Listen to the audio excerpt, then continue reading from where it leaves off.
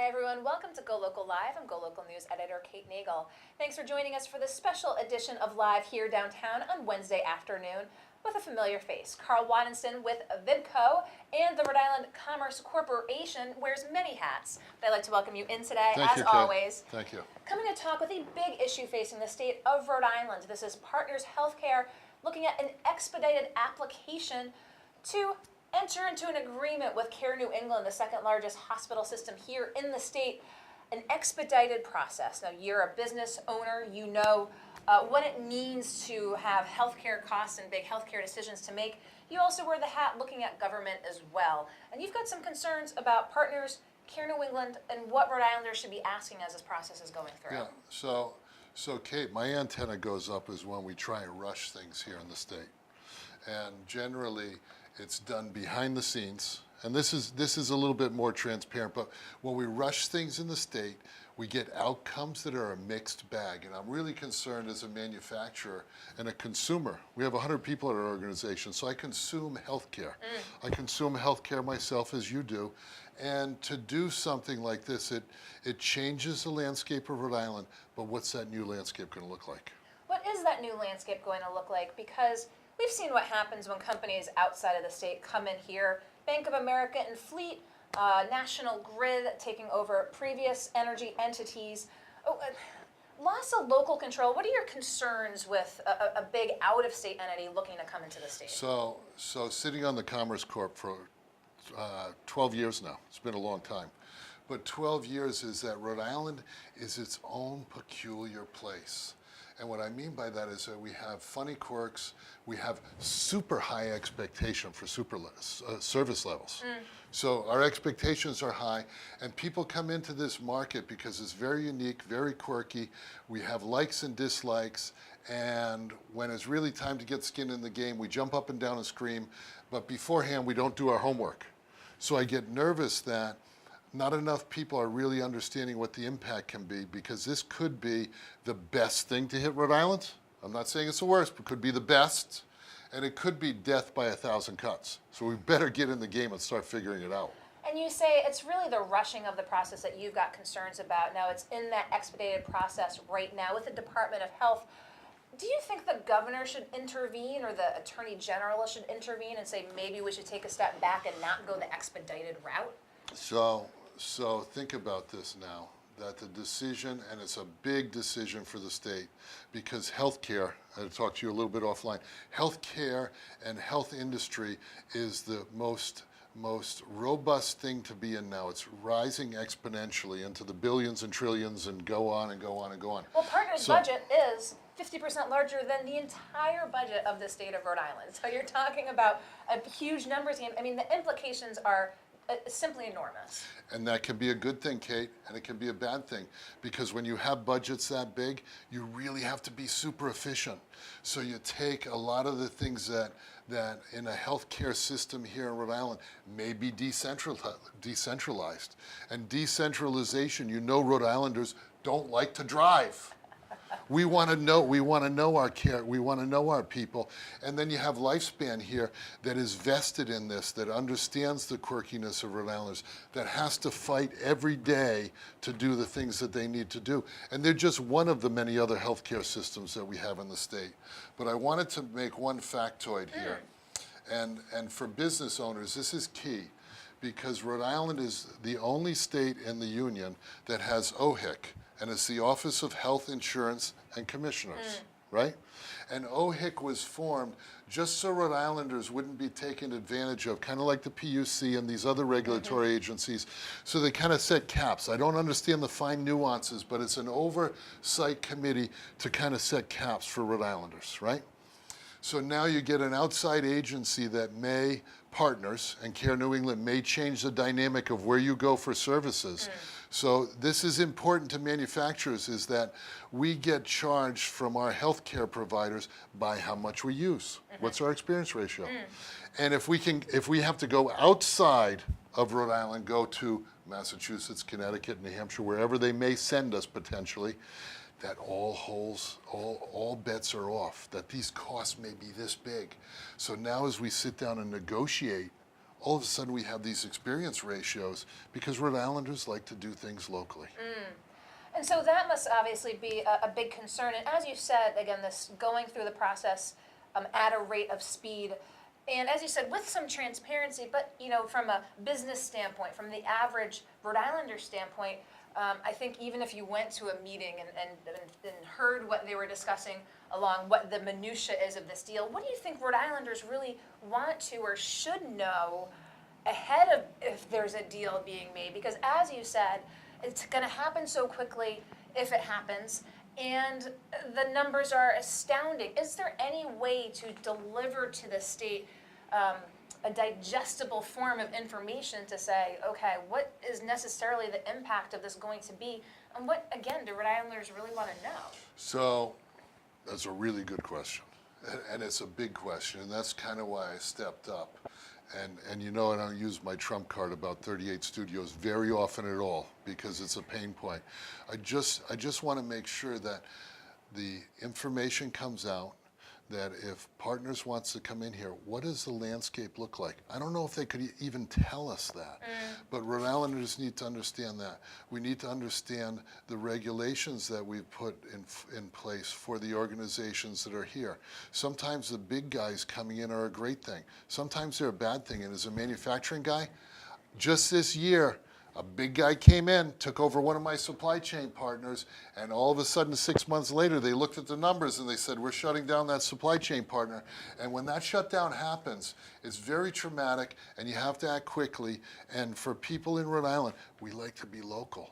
I don't know what all the information is, but I think the dialogue like you're doing here at GoLocal Prof, sharing with people, and people start talking about this so they can go to the Attorney General. And Peter Nerona has stated, and I remember seeing this, so hopefully I'm not putting words in your mouth, Peter, is that he wants to be respectful and cautious with the steps that go through. It's really one of the first times that an Attorney General has stepped out. We've had a void with that, right? And then you have the Department of Health, that's the other regulatory agency. So you have two agencies, Attorney General, Department of Health, and they have to march through the compulsory, mandatory things to make something like this happen. But the governor holds the trump card.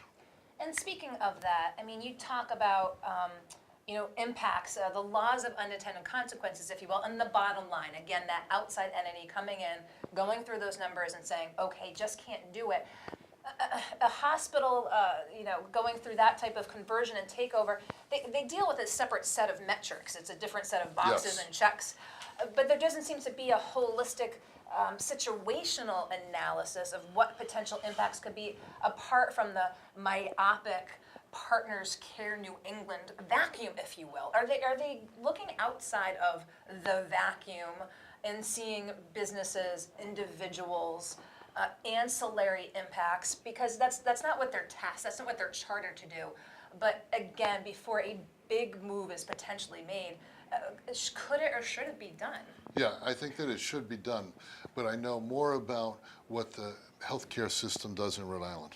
So one thing that I want to let everybody be aware of is that our current healthcare system at Lifespan is an academical medical center that's patient-based. So now you have two big groups that are fighting for a pool of people, and all of a sudden you start shrinking this academically based healthcare system that they have to do some drastic cuts. So is this both organizations having to cut and cut and cut? Exactly. And we as Rhode Islanders, we're screwed. Because they're not looking here at the impact on other healthcare systems. They're not looking at the impact on Lifespan. They're looking, again, squarely at Partners and Care New England. Now let's take a little step back as well, because at the outset, it was Partners, again, a megalopolis that has a number of entities underneath it. Yes. But then partway through the process, they said, oh, it's not going to be Partners, it's going to be Brigham Hospital. Now, if you look at the flow chart, that's a subsidiary of one portion of a subsidiary of Partners. So the second largest hospital group in Rhode Island would answer to a hospital that is somewhere in the middle, the lower end of the Partners food chain. again, it's changes like this. I mean, we found out about this and we reported on it as well. I mean, do you have concerns that, it's moving so quickly that they're like, oh yeah, well, just strike partners and write in Brigham. Strike this and do that. Yeah, and just listening to you say those words, it takes the localness out of it, and it seems like you get a subset of a group that should really be caring about what you're doing. It just doesn't feel good. And I think if most Rhode Islanders hear that, they'd want to speak up. And it's great that partners wants to come here, but speak up and say, we're not going to be that way. We can't afford to be that way. And the piece that I want to say as well, so think about what our direction has been in Rhode Island under Governor Raimondo's leadership, meds and eds. Does this med and ed partnership, or merger or acquisition, whatever you want to call it, does that help the bigger Rhode Island with meds and eds? Or do we start competing and dicing and slicing? And in the dialogues that I've heard and what we hear in the press is, we want to beat Boston. We're inviting Boston into our backyard. We're inviting them here in our backyard, and we still don't have a clear runway what they're going to do in our backyard. They're coming over to play. We don't know how they're going to play. We're bringing Boston as we want it to be Boston. But that's the Rhode Island expectation, is that we have such a beautiful thing here. An academic hospital. We have a lot of hospitals, small hospitals, and some of the things that Care New England, they struggled to reinvest, right, in technology. So it was like the perfect storm for Care New England. And it costs a lot of money. This technology costs a lot of money. So what do we do as Rhode Islanders? I don't know. What do we do?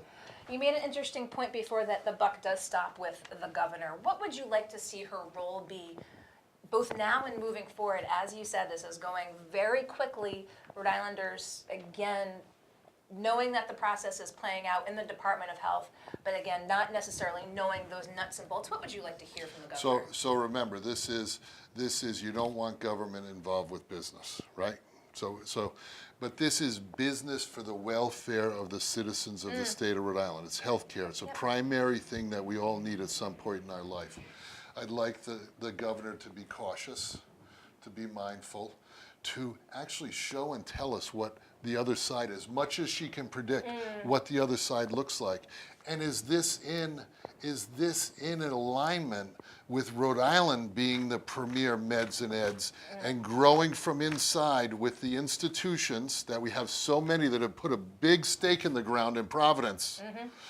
Is it going to be with the people of Rhode Island, or are we going to bring somebody else in? And do they think the same way that we do, that we want to raise this and raise the bar, and Rhode Island is the best? Boston is secondary. Rhode Island's the best. So I hope that she could, and I look at it as the governor's job is to kind of grab us and show us what the other side looks like, because we're all nervous. We want assurances, we want guarantees, but there's none of those in life, except for one day we're going to die and we have to pay taxes on April 15th. That's it. Death and taxes. So, I mean, we've seen in Rhode Island, over the last number of years, any number of deals and big deals. I mean, should Rhode Islanders, they tend to be, look at, we just saw what happened with the PawSox and that deal. Every deal is unique, but ever since, going back to, as you said, that word, ever since 38 Studios, Rhode Islanders are very hesitant about big deals, and should they be? The big deals are getting so complex, Kate. It's not like when we had Old Stone Bank here and somebody walked in for a loan for $1 million and they want to start the outlet company. And big deals are publicized. People get information, but generally people squawk after the deal's done or during, when things speed up. We're not taking a proactive stance, and they're so damn complex. You asked about how do you explain this? I don't know. I have 5-6 pages of notes here and a whole bunch more that is really complex. But we have really smart people in the state. Yeah. Really, really smart people. And the one piece that I wrote here for you is Rhode Islanders need to have an active role in our destiny as consumers of healthcare. And Rhode Islanders need to get informed.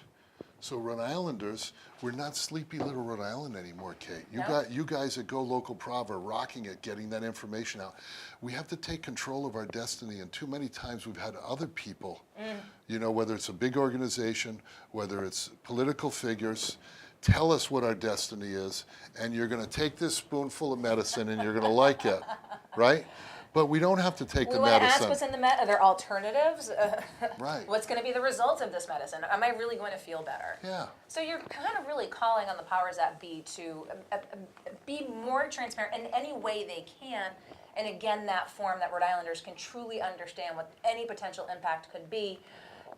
And, is there any way, I mean, as you said it before, again, the issue of local control, I mean, with an outside entity, you said wanting to be like Boston, but Boston coming in, what happens to the Rhode Island control? Yeah, then you sit in the legislature and you start legislating all these things that have really adverse effects because we're legislating to stop a gap somewhere. We're not thinking about the profound long tail that we bite off our nose to spite our face, right? And I ask myself, okay, Care New England has evidently made a decision that they need to partner with somebody or do something, right? So have they exhausted all the things inside the state to kind of keep it inside our four walls? And we're almost isolationists here in Rhode Island, but we're not isolationists, that we want to be big boys and girls and put that stake in the sand. So what's the thing on the table that no one's explored yet? Are they going to go out of business tomorrow? I don't know. I don't know the financial implications or where they are. But what I do know is that Rhode Islanders deserve an opportunity to explore really creative things. Healthcare as a cost for manufacturers is anywhere from the high teens to the low 20s of cost of goods sold. So now with 100 people, if things start shrinking here in Rhode Island and people have to go elsewhere, that cost goes up, and that's really hard to make up that money. Plus the citizens. What is the state #1 employer? Yes. Is #1 employer. And they have to pay those healthcare costs. And all of a sudden everybody's going to be shipped because there was a restructuring and a consolidation and shipped to Boston. And then we're going to be screaming up and down and say, why does healthcare cost so much in Rhode Island? Well, you know what? We didn't keep it local. We have OHIC to control that. We have all these things to control it. And we just let go of that control. And, wearing your business leader hat and being in the business community, when you talk with other folks, has the business community been consulted on this? I'm assuming, again, not, because there's only so many little dots that need to be checked off in a hospital conversion process, and consulting the business community is not one of those. Correct. And the business community right now is waking up, especially depending on when your renewals are for, our healthcare provider.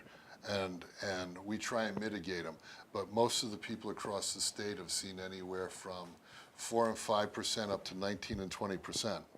So you start multiplying that out, and then you start understanding. Business people look at this cause and effect. It went up. Well, what's the cost? Well, then we start looking at that. What can we control and prevent? We're starting to get on a horse here that we won't have a lot of control and prevention to do other things. Any other concerns, issues you want to raise while we have you here in studio? Again, appreciate having your perspective on the matter as viewers watch us here in downtown. I think that every citizen and the people in the different hospitals in our state, because the healthcare industry does need reform, and I speak at healthcare facilities about lean and operational excellence, that this problem isn't going away, and we better take control of our destiny here in the state. Send the governor a letter, send Peter Nerone a letter, send Alexander Scott, Miss Alexander Scott a letter, and just start talking about what the solutions are. And hopefully we can come up with something so creative so Partners wins, Lifespans wins, but the bigger thing is so you and I and the people on this street here win today. That's what I want to say. We need to make sure Rhode Island wins. Well, Karl Wadensten with VIPCO and Rhode Island Commerce Corporation, I appreciate your time Thank for you. coming into It's always the a studio. pleasure. And thank you for joining us today. Tomorrow, going to be up at the State House with Finance Chair Marvin Abney as the state is wrapping up its revenue estimating conference. We'll get his take on that impact on the budget tomorrow at the Rhode Island State House. But be sure to check in with us on GoLocalProv.com and on Facebook throughout the evening and tomorrow morning. We look forward to seeing you back on live. I'm GoLocal News Editor Kate Nagel.